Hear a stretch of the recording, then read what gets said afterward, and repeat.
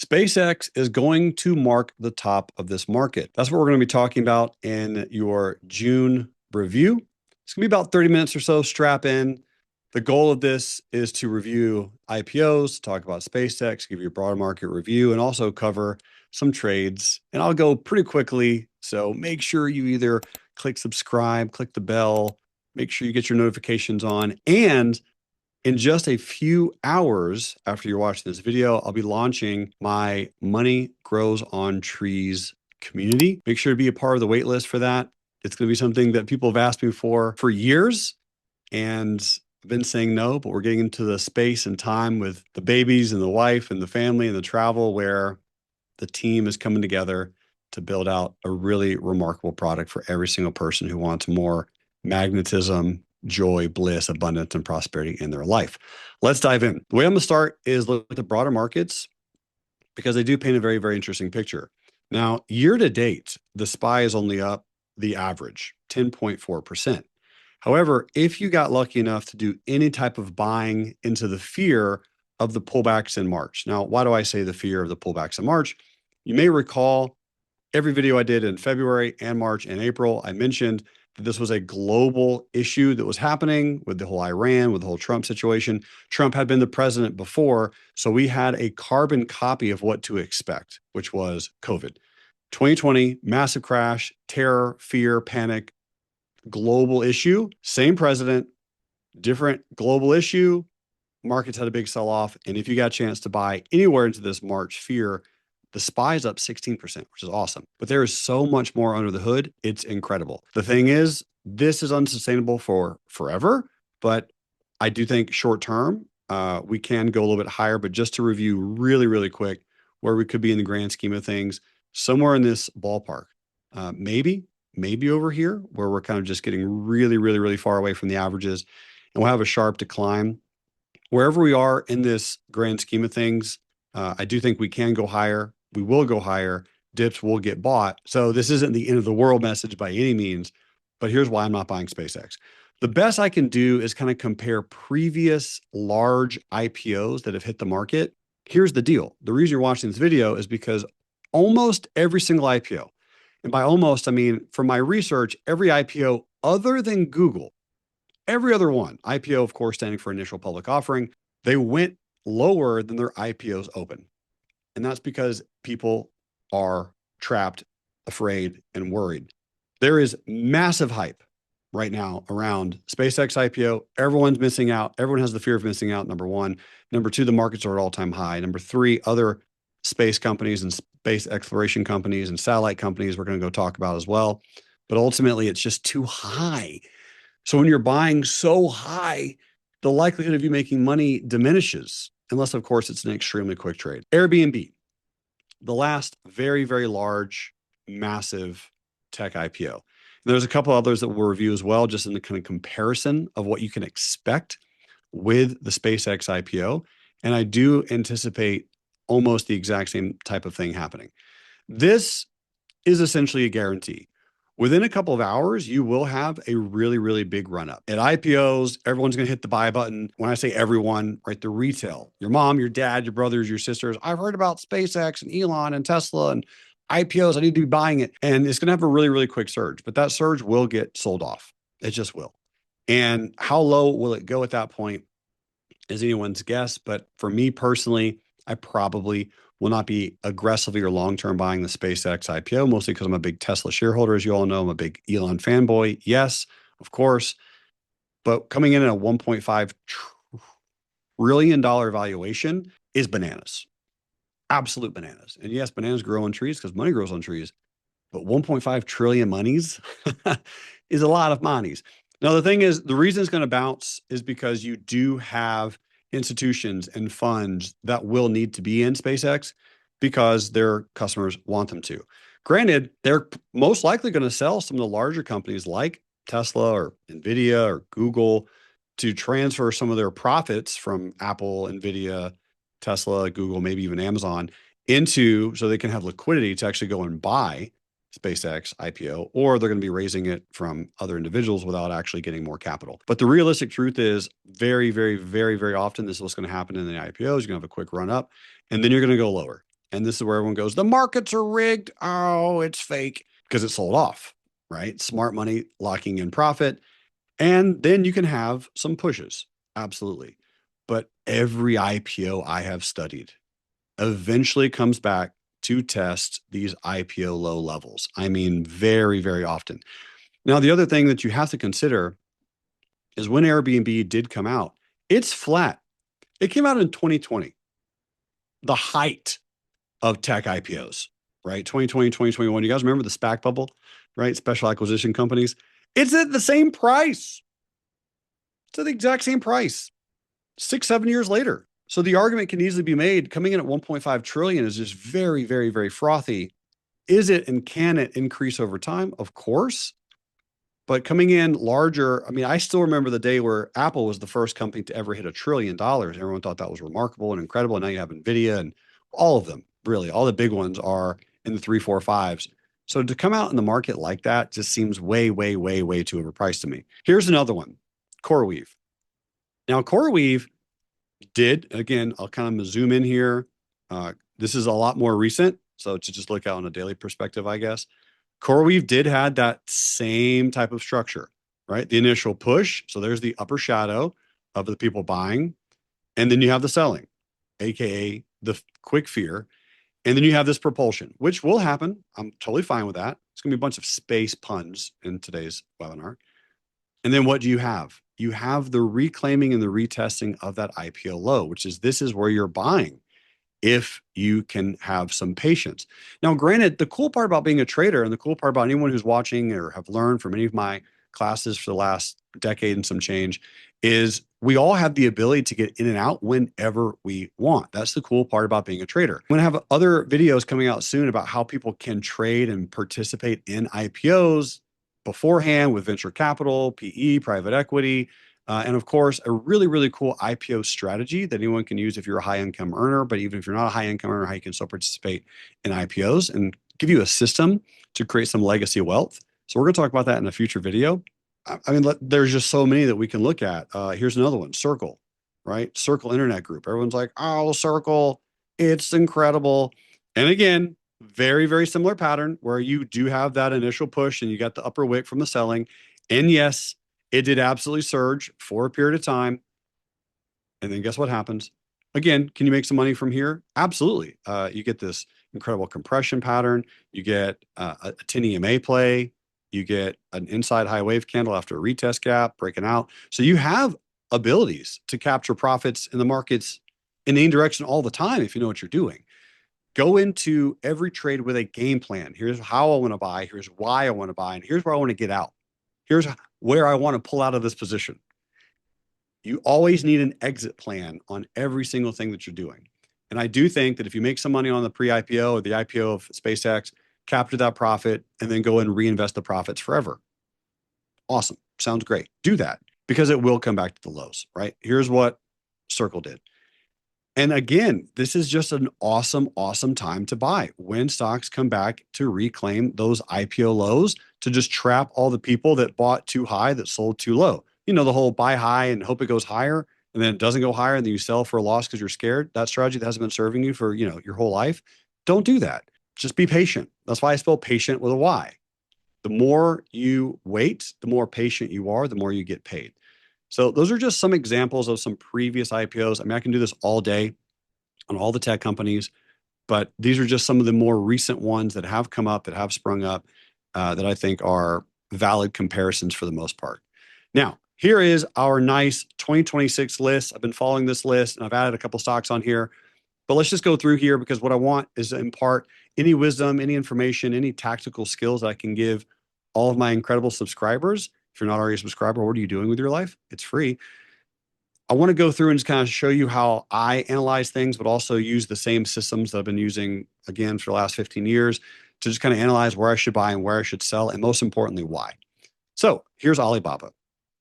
Alibaba is battling two main things. Number one, they're battling the 100 and 200 from the bottom now. So those are resistance zones.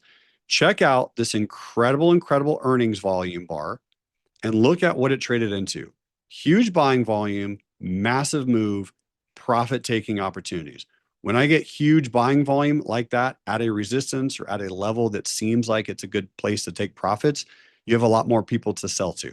And you're more profitable because the stock went higher. Riddle me that. So that's BABA on a weekly chart. We are bouncing on the 100 weekly again. I've been covering this name a whole bunch. We're back here. And I think best case, we probably do this for a little bit. This is a double top, a large one. This was right here, the neckline for that double top. Again, brilliant level to sell shares, to get into a collar, to protect your downside, to buy some puts, to do something. But long term, I do think that BABA can slowly kind of recover out of here. But the other massive wall that you had to be aware of, I mean, again, the more you look at it, the more you're like, this is the most obvious trading signal in the world. You had the 100 daily, the 100 monthly, the double top neckline, the big bull volume. That was a place to lock in profit. So BABA's just going to do absolutely nothing for a while and kind of bounce back and forth, to and fro, as they may say. Here's gold. Gold is, what's the phrase I'm looking for? High. It's very high. So this massive, incredible run where the largest assets on earth has doubled in value. It needs to rest for a little while. And granted, it is at the 200 on the daily. So $400 an ounce, or sorry, $4,000 an ounce, approximately $400 on the GLD ETF.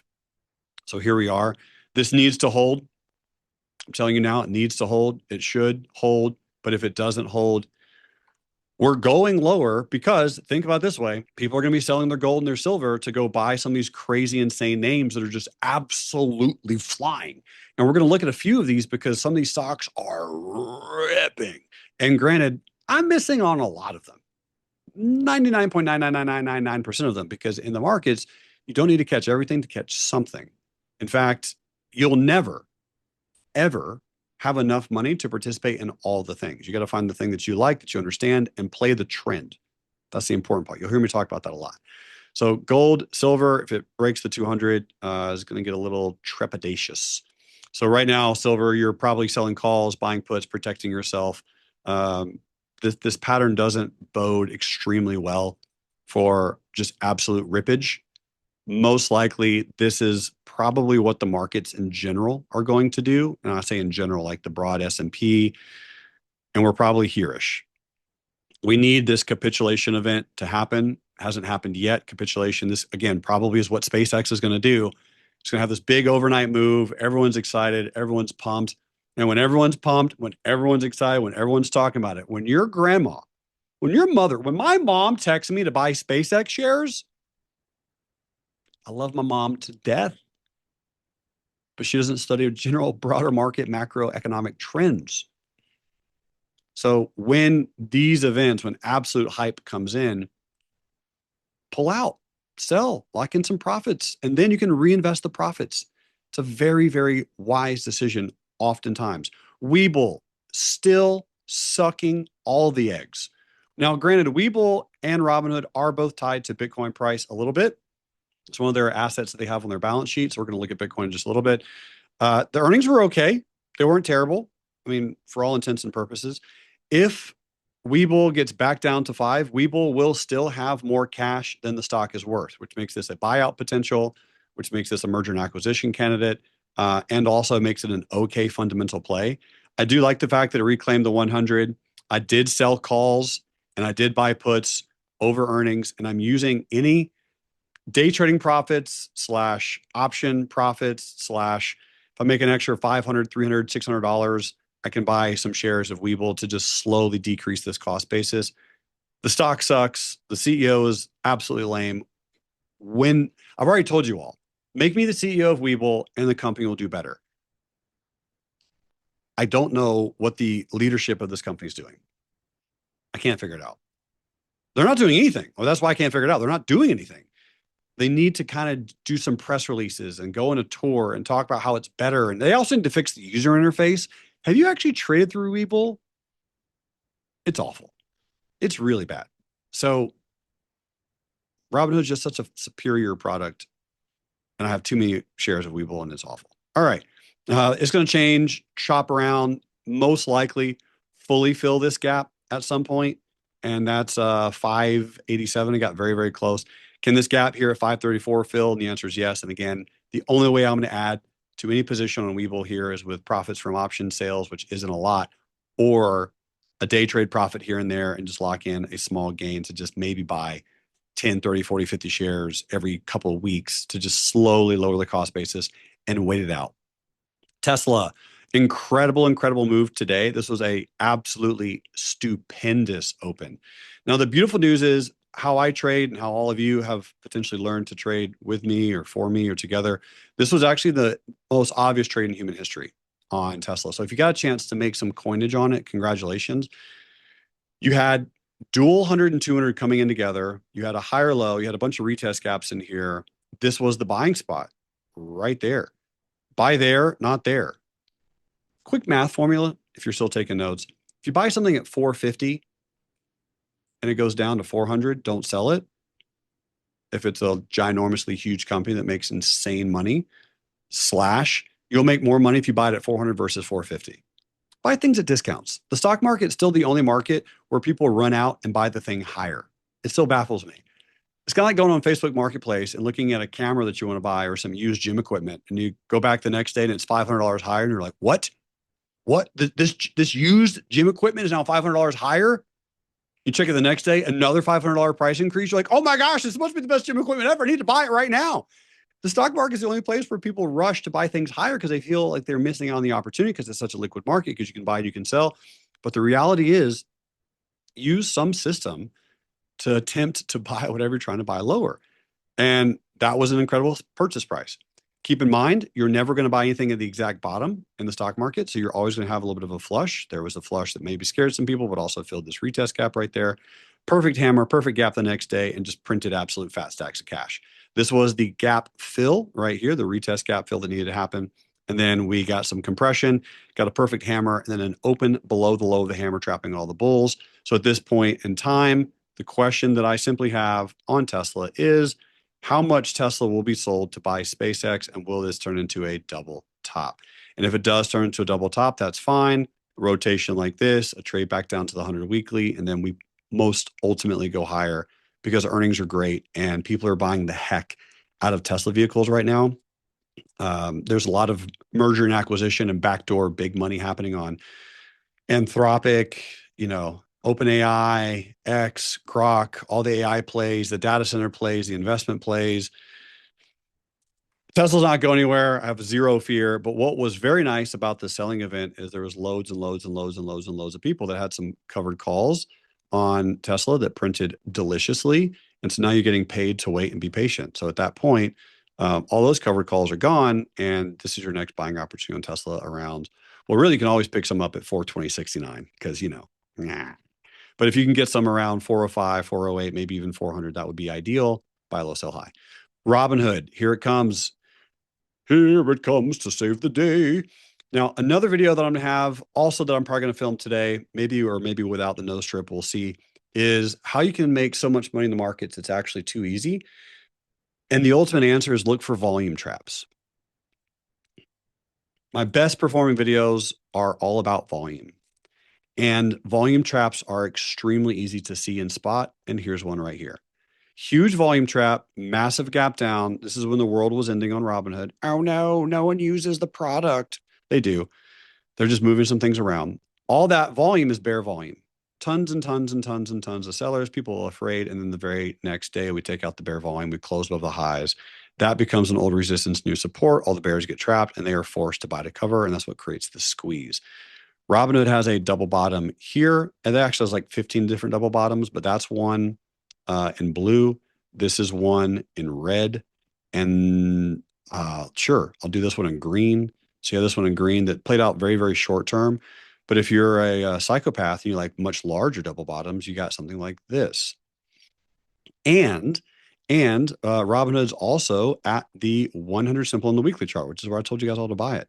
So there's Robinhood at the 100 weekly. This is a great application. And when/if Robinhood ever gets international markets, and good golly, Miss Molly, it's going to be amazing. So incredible double bottom, big picture. I think Robinhood hits $105 a share before the end of June. This gap right here will be filled sooner than later. And I think this is a great, great buying opportunity. Granted, you had a shaved top, huge bull candle on Friday, had some profit takings. That's kind of why we're dipping here. I think anything like this would be amazing. I do have some $100 covered calls expire June 18th that I'm okay to get called away on. It'll be a beautiful, beautiful profit, but I kind of hope I don't. So we'll see. I have also no ultimate massive fear of it doing this and then doing that and see if I can get close, maybe rolling them into July at 115 or something. But ultimately, really good buy the dip opportunity on Robinhood. Apple finally having some selling. Remarkable open. If you're a gap trader, if you're a trader right now, this is a dream market for you. You pull up a stock and it's not tied to the broader markets because the broader markets are just going up and they're probably going to keep going up. Every dip is buyable, crazy as that sounds. But you have so many different stocks that are moving so many different ways on so many different days. It's so cool. This was an incredible bear gap and go, bunch of buying volume at the all-time high, 3 bull candles in a row, open below the low, bear gap and go. I don't think Apple has a disastrously large pullback. 295 is probably your best case scenario. 289 if the world's kind of ending. It's still buyable, but I had a bunch of people, myself included, with some covered calls up here, and the timing worked out well. So today is good. I think this is a good sell off. It needed to happen, and I'm glad it is. Google, again, I can see some slight bear opinions on Google. There's no way you can be long-term bearish on Google unless you're a psychopath. But the beautiful news is on Google, you have this retest gap that should / most likely will get filled. And I will buy some more Google around 360. And if it gets down to 350, this is a stock that I have in my long-term account, me and my wife's long-term, that we just generally don't sell. Just want to accumulate more of it. So 350 would be amazing. I'll get some at 360 as this gap is filling. If you're playing Google bearish, I get it. There's some patterns here, some 10 EMAs, the shooting star, close well, that bull volume. It's Google though.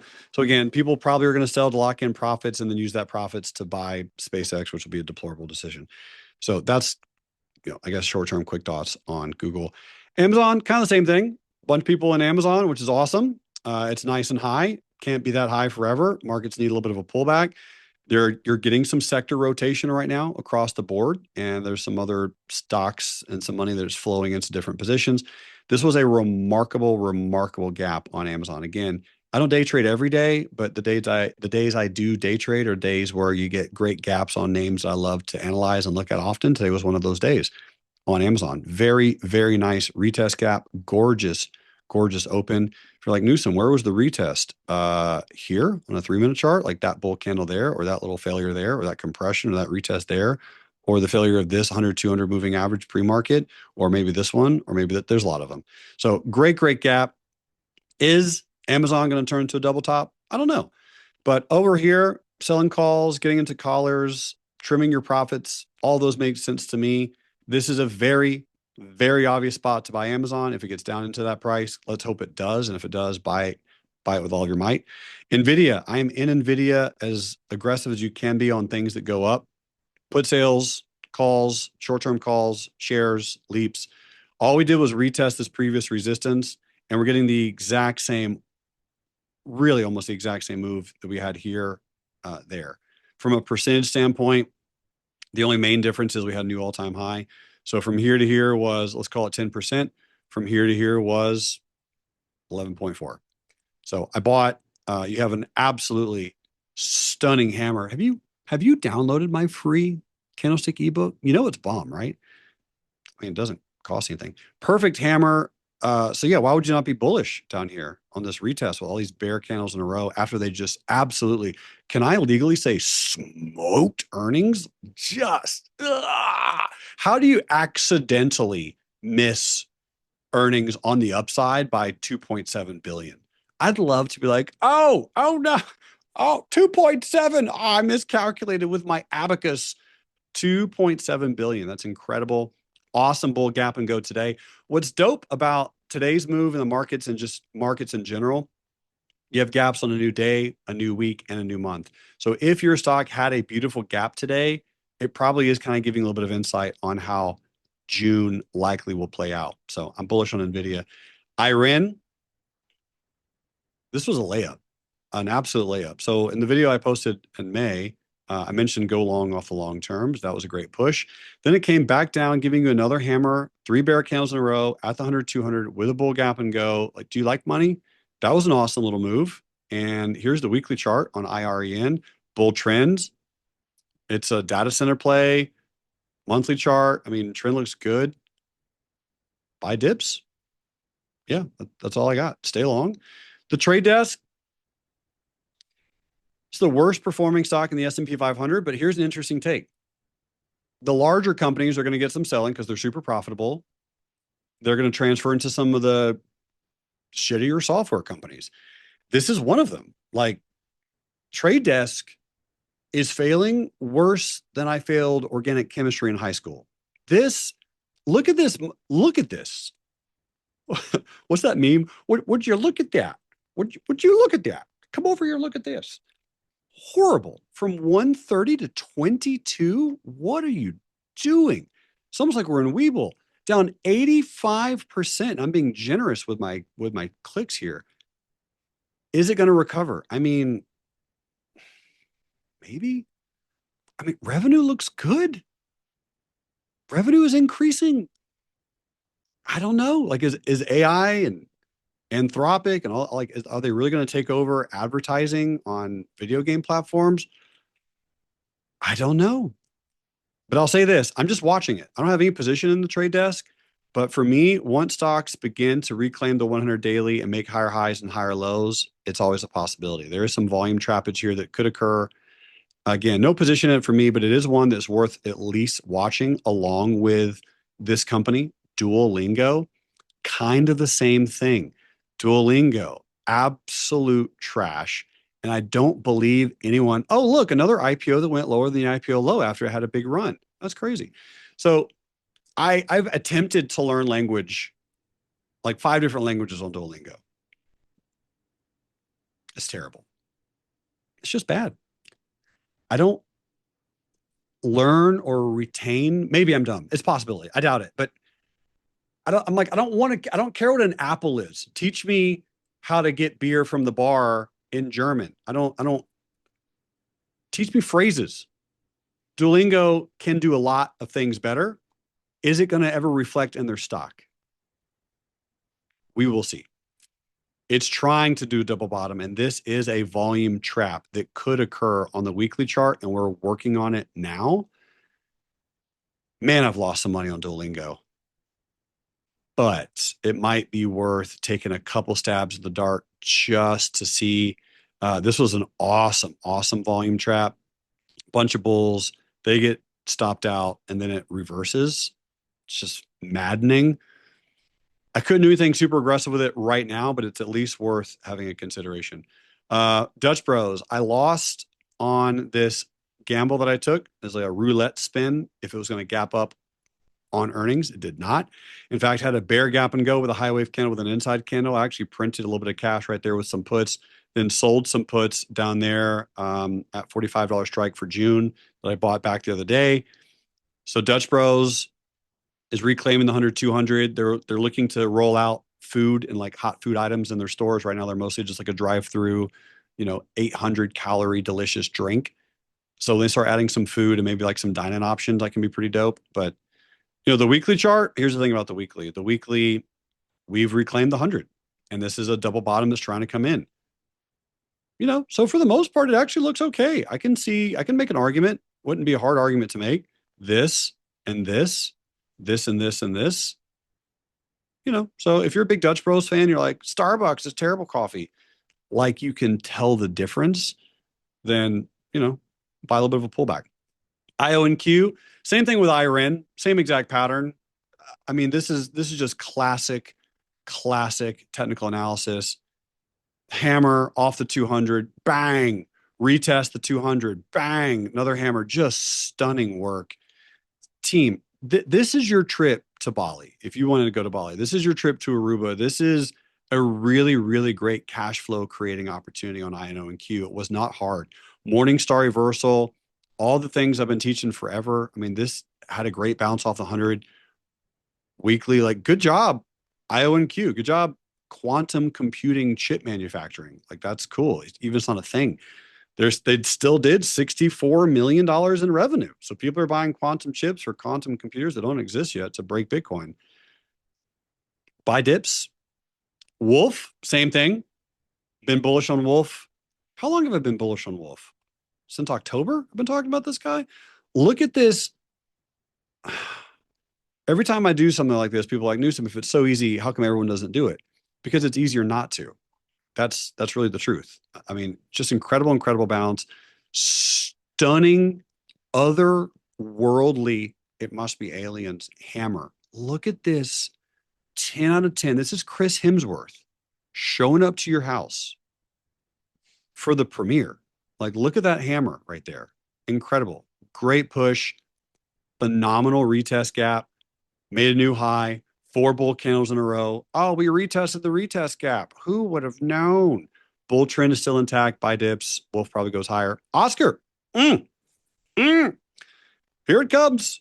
Here it comes, Oscar. Let me draw my lines. I got a line at 2206. It's just the previous resistance. I mean, I guess it kind of depends on where you draw it. I don't know if this is the right line or not. That's all technical analysis is, right? Just making things up as you go along and just drawing fake lines on the screen that no one pays attention to. But again, really nice hammer between the 10 and 20, and a lot of traders are in long above that hammer from 2205. We'll see if we get to 2359, can sell a little bit there, and then try to hold for Oscar to keep pumping. This is an AI healthcare play, and I know I've been bullish on it for a while, and I hope you're making a little bit of money on Oscar. This is one of my biggest stock picks of the year. And I mean, it's not awful year to date. I guess it depends if you bought in January or how you're playing it, but up 64% on the year. It's not the worst returns I've seen. But with this market, you have so many stocks that are just 64% is laughable. I have no idea how to trade Micron. I don't know how to do it. If you're in long, congratulations. I don't know how to trade SanDisk. If you're in long, congratulations. Obviously, there was a 10 EMA trade there and there. I'll make another video at some point about like how to get into trades when you have FOMO and you know that you're missing out on the move, but you still want to get into the move a little bit because you feel like, well, the chart's there. There's always a setup. There's always a play. I'll do a video about that later. But yeah, obviously, if you're buying options, if you're buying calls, if you sold puts, if you bought shares, if you did anything bullish on some of these names, I mean, you're just absolutely killing it. But if you're bullish on Bitcoin, you're getting killed. Depends, of course, on how you're buying it. Bitcoin, to me, is still in an accumulation phase. I did buy a birthday Bitcoin at all sevens, and I'm going to buy another Bitcoin at 69,000. But I do see a double bottom on the weekly chart. It is there. We are at the neckline. Is it going to bounce? I don't know. The funny thing is, I feel like kind of a big rug pull happened with Trump, with crypto, right? He's a crypto forward president. I mean, he was until he rug pulled the nation and did everything that he needed to do to make a lot more money for his family. So yeah, crypto is probably going to be a little bit rough for a bit. Shout out to one of my boys, Zach and Yates, who are both been incredible analysts of Bitcoin. Is it going to break the 200? I don't know. But right now, all I'm doing presently is buying weekly or monthly or bi-weekly.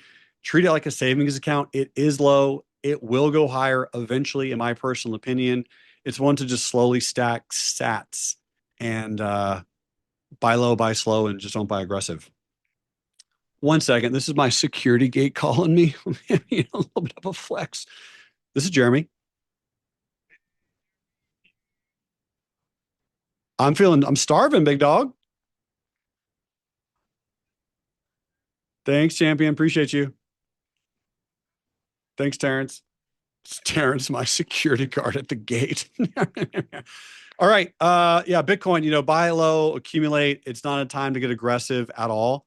And that's because it's still below the 100 weekly moving average. That's kind of like my definition of, is this in a bear trend? And we can keep that in the video if we want to. It's okay. Life happens. Life's a lot. So buy low, buy slow. We'll go through the rest relatively quickly. Intel, listen, if this isn't the most obvious, we're in some type of bubble, call it hyperbolic extension of price action. The companies that are making the largest moves are Intel, IBM, What even is IBM? What do they do? Dell, Hewlett Packard. What? What? And we have a Republican in office. I mean, it's like, this kind of has to be obvious. This is a potential double top. And depending on how it closes today, this is going to be a 10 EMA play on Intel. I'm not saying it has to go lower, but I am simply saying it's gone too far. I don't have any position in it because apparently I suck at trading. I'm like, Intel? Even though, even though Trump told us to buy it, take away the video so far. If you've made it this far in the video because you like me, Trump is telling us what to buy. If you follow him on Twitter, if you're a degenerate, he says like Palantir is amazing. IBM is incredible. Nokia, what are we doing? Nokia, I didn't even know they were around. Nokia's up 153% since February. I'm a moron. I made none of this money on these 1999 stocks that are surging. I'm doing okay. Don't feel bad. Thus the gate guy. I'm doing fine, but I'm missing a lot of these moves. If you feel like you're missing moves, you are, and it's okay to miss moves. Find out what you do like and trade what you do like. And I got some of those coming up, but Nokia, dude, what is happening? Here's IBM, just at all-time highs. No big deal. I mean, granted, in the last video, if you watched it, we talked about this hammer and going long at 222. That's irrelevant. That's not important. But really, really good movement here. Incredible gap. This is, I think, literally Trump's like, IBM, what a great company. Innovation daily. I'm like, it's not a word I would use for international business machines. I wouldn't. Innovation, but sure. Sure. I mean, they're at all-time highs. Should you buy IBM now after it's gone up 47%, 50%? Well, you're about to buy SpaceX. So sure, go ahead and buy it at the all-time high, I guess. I can't buy it up here. I got to buy it lower, but this was an incredible retest gap today for a quick fade or for a quick long, either way. All right. Some of the other ones I've been reviewing just because they're low and they're getting beat up a lot is Lockheed Martin. So it's still at the 200 on the daily. It still acts as a resistance. So is Raytheon. Still at the 200 on the daily. Still getting beat up down there as well. Both of those resistances are quite strong and getting stronger by the day. But again, if you're buying, you're buying some of these at a discount. Not that they're sexy at all. Reddit is doing what I've finally been wanting Reddit to do, which is kind of bounce off the 200. This one can be a smoke show. It's a sleeper. I still think learning language models are taking tons of data and algorithms from Reddit. It's a hot take, but I haven't been ultimately that wrong. I guess it just kind of depends on your timing and like when you listen. But like, if you've been buying it low enough, I got my cost basis down to 154 on Reddit, which was pretty dope. And we'll kind of see what it does from here. But pullback and a bounce, consolidation and a rip into 191. Either one of those is very doable. I feel like I'm a chess analyst with some of this stuff. I really like this higher low. And I don't use this indicator all that much, but I do have it. Do I have it? Maybe I don't have it. I thought I had it as a template. Oh gosh. Relative strength index. So relative strength index, that was a bull divergence right here. Very, very nice bullish divergence. Lower low, higher low. Dope. So there it is. Also a little bit of a bear divergence. Nice little divergence indicator on the RSI. Right here, this just simply mean, hey, sell something. And it was at the 100 on the daily after a bull retest gap. So I'm sure you sold a call or bought a put or got a call or did something. But yeah, buy the dip on Reddit. It's going to go higher. Zoom. I'm at a loss for words. I'm using Zoom right now to record this. I pay for Zoom. I bought some Zoom. Zoom? Like, is it going to do it? I mean, look at this. Again, if you use these 100, 200 moving average principles, Dow theory, volume charts, candles, you're doing okay. But look at that double bounce. Double bounce? Is that a double rainbow? It is a double rainbow of profits right at the 100, 200, right down there in March at the bottom. But people are still using Zoom. And I think also Zoom is acquiring other webinar companies and agencies and things like that. We've broken the 50 Here's a fun fact. There's no other moving average that I personally use that's acting as a resistance on Zoom. They had good earnings. They had a bull gap and go. It did gap and go for like 10 minutes. Then it retested the gap. Buy the dip on Zoom. It's bullish. Roku, kind of the same thing. Here's what's crazy about Roku. They're getting deals with apartment complexes. People can't buy houses right now. Housing sales is going down, but people got to live places. Hashtag Maslow's hierarchy of needs. Milo. That's what we should call it. Milo's hierarchy of needs is just internet. That's the only need. But your boy Maslow, we got to live somewhere. And since people aren't buying houses, they're living in apartments. And Roku is going out to multi-family developers, and they're saying, "Hey, let's just buy this ginormous contract, and every single apartment building, apartment to rent, they get a Roku TV." And so that whatever they're signing contracts, and the revenue is still doing their thing. But again, here's the monthly, which is what I talked about in the last class as the support level, the 100 monthly moving average. Other than that, you had the hammer. Incredible. You got a slight little rotation. So some of the moving averages, Roku looks okay. All right. A couple other just randos really quick. T1 Energy, no idea what they do. I've done a couple minutes of research on it, but their volume is increasing and their data center play. And apparently all you need in life is data centers, right? Food? What is nutrition? What is nutrition? Data centers. Yeah. Buy dips, keep this on your watch list. Same thing with this, whatever they do, data centers. Data. You don't say data, do you? Do you say data? Get out of my life. It's data. You can still play these moves. Like the moves are available, ladies and gentlemen. This is just another data center play. Here's another one. More of like a semiconductor chip manufacturing, but above the 100 on the weekly. That's a good signal for me. I like those types of plays. There we are. We're above almost all those moving averages, almost all of those. So this one's just, it's worth keeping on the watch list. EOSE, same kind of thing. Earnings weren't deplorable. Volume trap has happened. So we have now closed above all that volume. Granted, it did send the stock into a death spiral. Then we had a perfect double bottom. Then we had a 10 EMA play right there. And we had a rotation and a trade into the 100, which was a selling spot. And we pulled back. We need to break the 100, 200 on the daily, but we are above the 100 on the weekly, which again is the signal for me to be in a bull trend. EOSE could be a little bit of a move. CleanSpark, data center, right? Like Bitcoin, data center, data mining. Should I even say that? I don't know if I should say that. I probably won't say that, but I know cool things about CleanSpark, and from the executive offices of the company, I really like some of their forward thinking. The CEO of CleanSpark has been a data center builder, investor, and fan for a while. Bro knew this stuff was coming, and he's a true innovator. So innovator might be a big term, but definitely forward thinker. I like this name right now. Again, buy some pullbacks. All right. So 3 other stocks that have been kind of pumping for a while in a good way. ATI, Beckley, fill the full pyramid, and let's go. Like this is so good. So good. So this was a gap from fundamental news. I liked the fundamental news. This is a psilocybin play. Not that I'm a big mushroom boy or anything, but for the FDA approval for psilocybin and ibogaine and all the things, it's kind of hard to dispute in my limited opinion, non-medical opinion. I'm not a doctor at all, but I've done some psilocybin. It's better than pharmaceutical grade pills for long-term pain, for healing, maybe even short-term pain.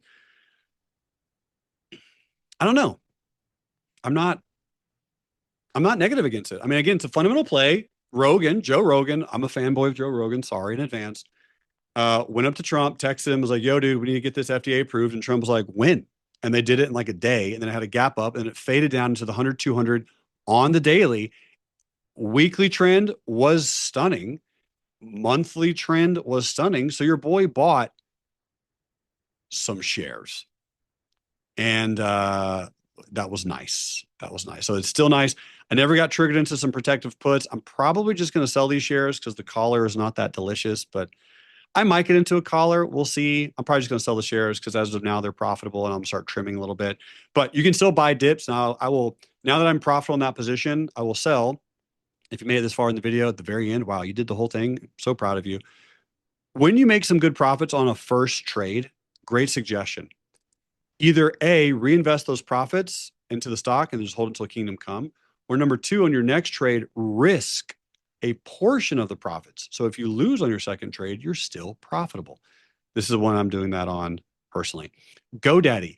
GoDaddy. Bow, bow, bow. Volume trap. We're talking about it. It's about to break above the 100. Here's a quick question. Websites are getting easier to build. People are coding websites like crazy.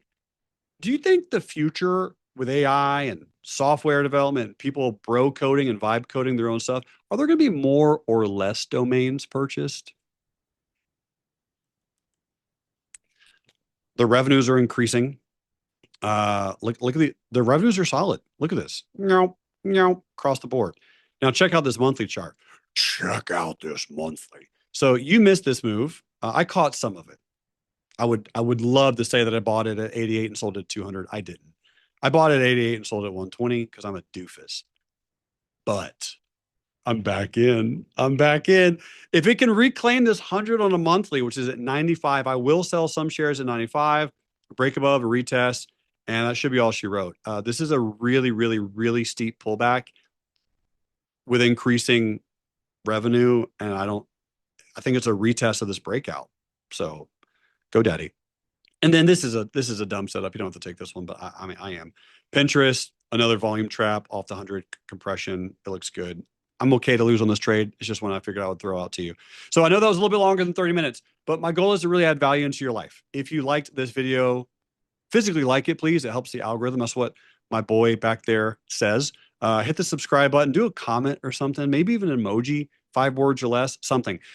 Make sure you click the description box of this video because I will have links to my new Money Grows on Trees course.